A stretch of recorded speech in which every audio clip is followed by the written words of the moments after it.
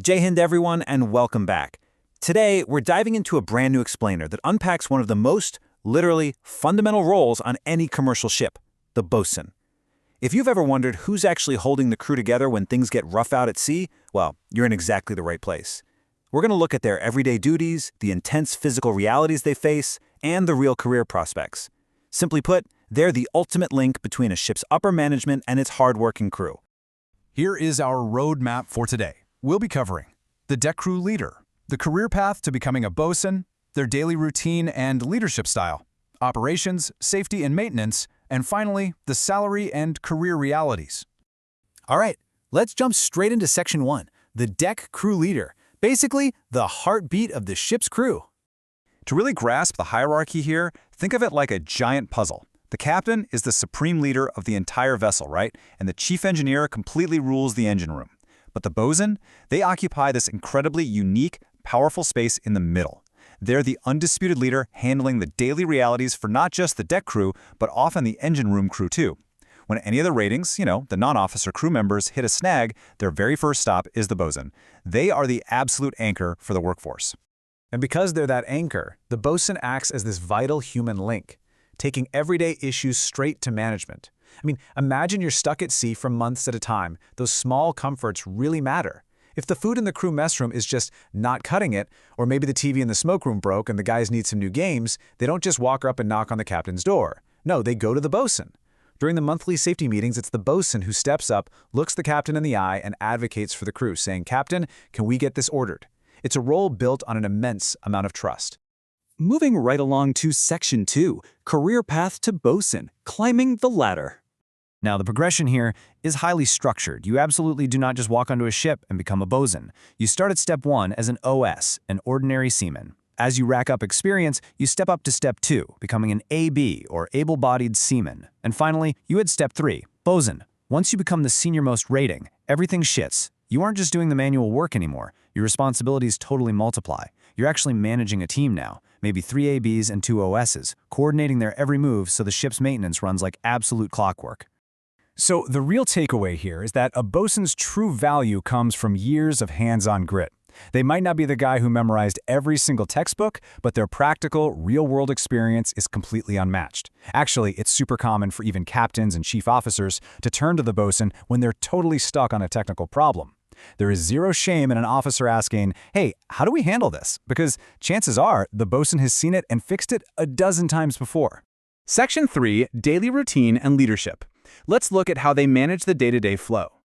Okay, to understand their schedule, you gotta know what a day worker is. See, able-bodied seamen are usually watchkeepers. That means they're locked into these strict rotating 4-hour shifts, like 12 to 4, 4 to 8, day and night. But the bosun, they're generally a day worker, unless it's a super tiny crew.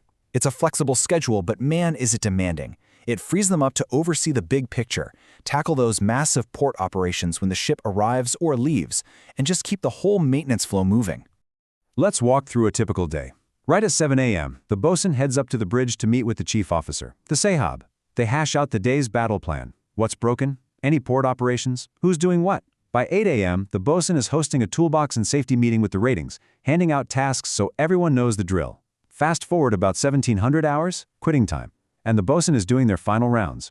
They have to make sure everything is securely lashed down, because if the ship starts rolling in the evening and a loose drum hasn't been tied down, well, as our source material warns, that thing is going straight into the ocean.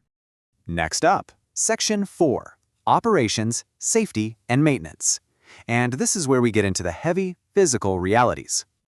The bosun is literally everywhere on deck. They're supervising mooring and unmooring, which is an incredibly critical and dangerous operation. You've got these massive, thick ropes holding a giant ship to the dock, and the bosun has to make absolutely sure they aren't pulled so tight that they snap under the pressure. They also rule their own little kingdom of deck stores, like the paint locker and all the rope inventory. They're leading the never-ending war against sea salt, constantly directing the chipping, painting, and buffing. And above all else, safety.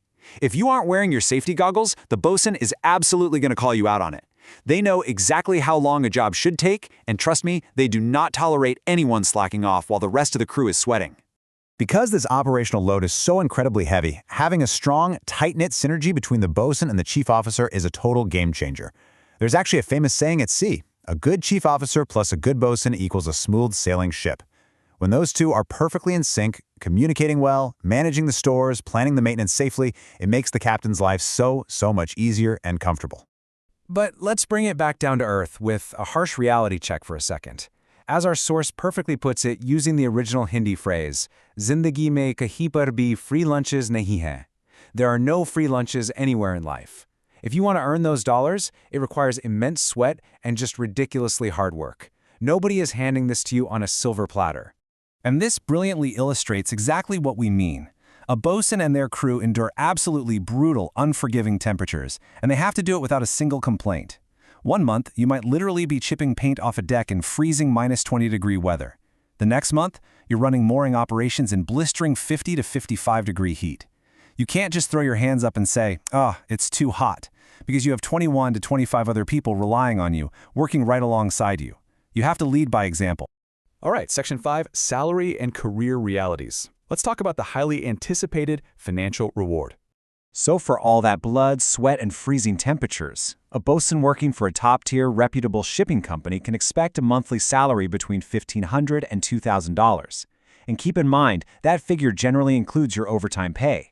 Earning this level of tax-free money is exactly why so many seafarers hustle so hard to climb those ranks. But you have to be careful because there's a very dark side to this industry. Our source gives a stark warning here. If you fall into the trap of joining bad companies, or worse, if you use corrupt agents to get an open CDC, which is your basic identity document as a seafarer, your salary can absolutely plummet. I'm talking about bosuns out there making as little as $600 a month in just terrible conditions, all because they took the wrong path getting into the industry. To avoid those shady agents and terrible companies, getting the right education and proper placement is literally everything. That's where the Merchant Navy Decoded platform comes in. They have specific resources to help you out, like the GP Rating Foundation Package if you're aiming for top colleges like TS Raman or Nusi Goa. They've also got the GP Rating Achiever Package, which helps with those crucial company placements so you aren't just blindly wandering from office to office. Plus, they are rolling out UKCOC, Certificate of Competency packages for both engine and deck to help you prepare the right way and build a legitimate, solid career at sea. So I'm going to leave you with this final thought to chew on. Are you actually ready to endure the freezing cold, the blistering heat, and the sheer physical grind it takes to become the ultimate leader of the deck crew? It's a life of massive demands, but the rewards and the respect you earn are incredible. If you're inspired to take this path, or if you just have queries on how to navigate it safely, reach out to Team Merchant Navy Decoded via their email or hit them up on Instagram. Thanks so much for joining me for this explainer.